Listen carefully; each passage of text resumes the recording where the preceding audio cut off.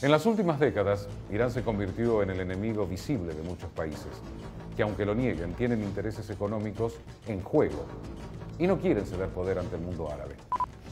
Además, las tensiones por la posibilidad de una guerra nuclear desatada por Irán remueve los temores de contrincantes como Israel y Estados Unidos, que tienen una larga historia de enemistad con este país.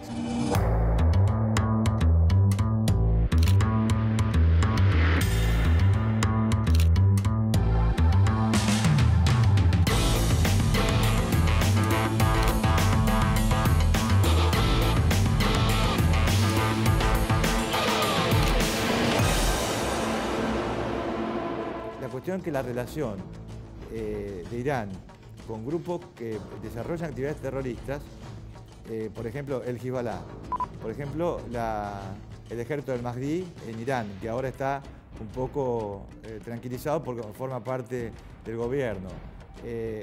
Grupos importantísimos también dentro de Irak, y otros que sin operar con nombres de fantasía o con un nombre determinado, responden a los cuerpos de la Guardia Revolucionaria de Irán, que es la famosa Brigada Quds, ¿no?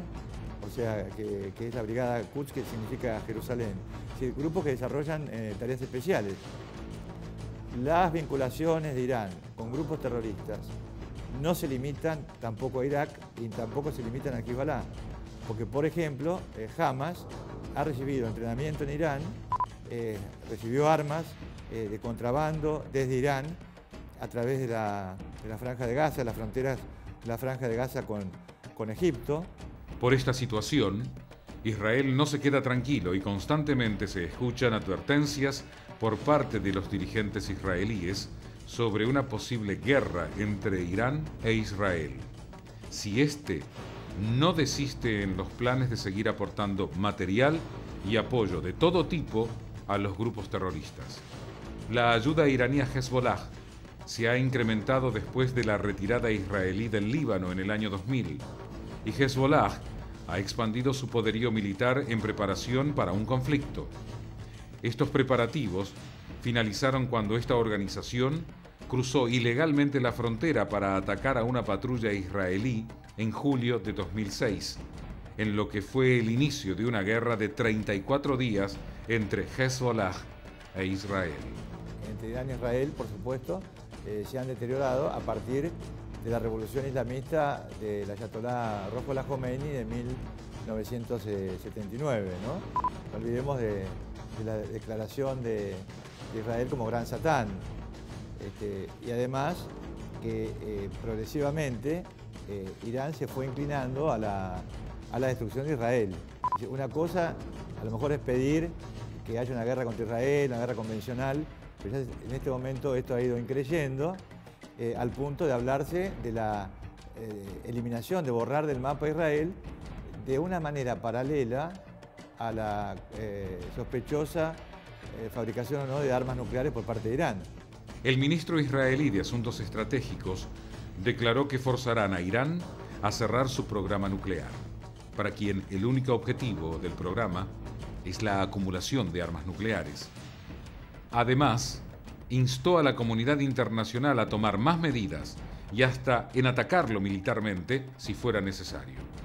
Para Israel, las sanciones aplicadas contra Irán son efectivas para presionarlo, pero no sirven para que cierre definitivamente su plan nuclear. El gobierno de Irán, a través del ministro de Defensa Amjad Vahidi, amenazó con el lanzamiento de un programa militar de defensa para los que tendrían más de 500.000 misiles preparados para atacar suelo israelí. Las presiones internacionales contra Irán van sumando adeptos y actualmente se le exige que permita la entrada sin previo aviso de inspectores en sus plantas nucleares. En diciembre de 2011, Irán anunció el derribo de un avión estadounidense de reconocimiento no tripulado en la zona oriental del país. Tras su derribo, quedó en manos del ejército iraní, que aseguró que se trató de un avión espía que violó el espacio aéreo y por eso no lo devolverán. Los aviones no tripulados RQ-170 Sentinel de la Fuerza Aérea de los Estados Unidos fueron utilizados varias veces en Afganistán, país con el que tiene frontera Irán, para operaciones de vigilancia y ataque junto con Pakistán, Irak y Somalia.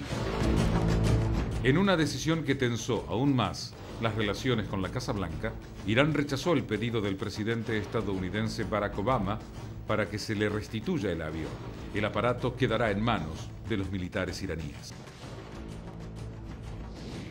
El incidente con el avión, similar a la aeronave que se utilizó en mayo en la operación que abatió al líder de Al-Qaeda, Osama Bin Laden, en Pakistán, se produjo en momentos de enorme tensión entre Occidente y el régimen iraní, a causa de su polémico plan nuclear. Naciones como Francia, Gran Bretaña, Estados Unidos e Israel, que no descartan la destrucción de las instalaciones nucleares iraníes, están seguras de que Irán pretende dotarse de armas atómicas, mientras que Teherán afirma que su programa solo tiene fines pacíficos. Las advertencias de Israel son tomadas seriamente por el gobierno iraní, porque no sería la primera vez que se usaran medidas militares contra objetivos nucleares.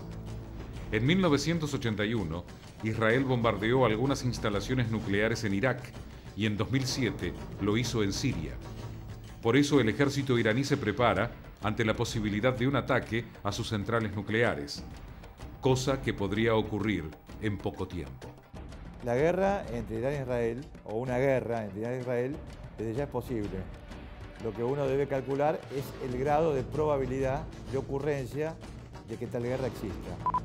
Entonces, ¿qué sucede?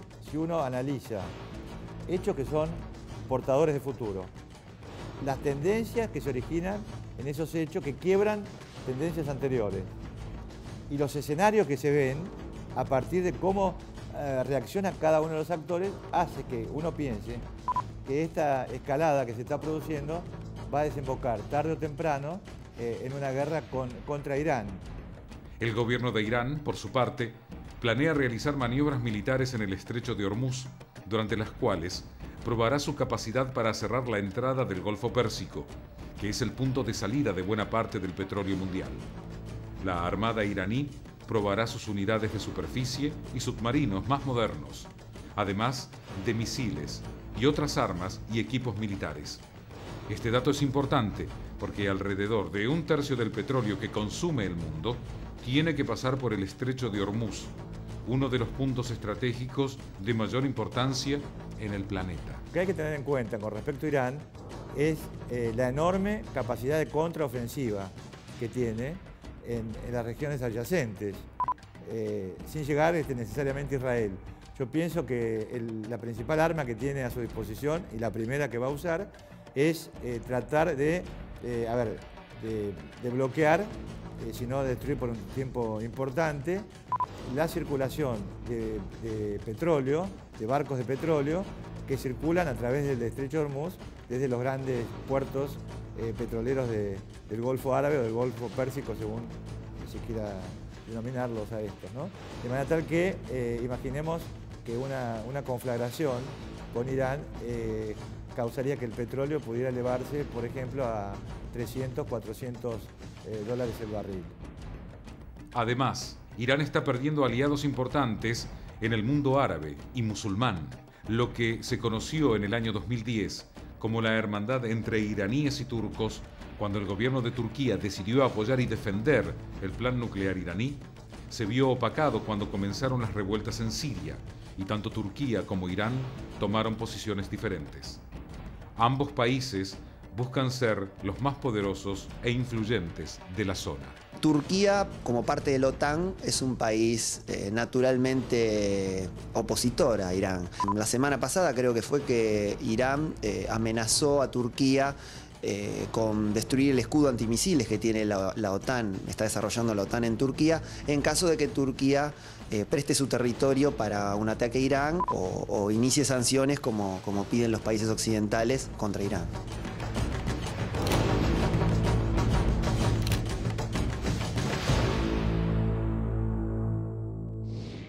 Las fichas en este conflicto se están acomodando hacia un escenario más violento. Irán parece dispuesto a seguir adelante con el desafío a las potencias regionales y occidentales. incluso corriendo el riesgo de ser atacado por Israel. Y si esto sigue escalando, es probable que también potencias como la Unión Europea o la propia Gran Bretaña den su aval a una operación israelí.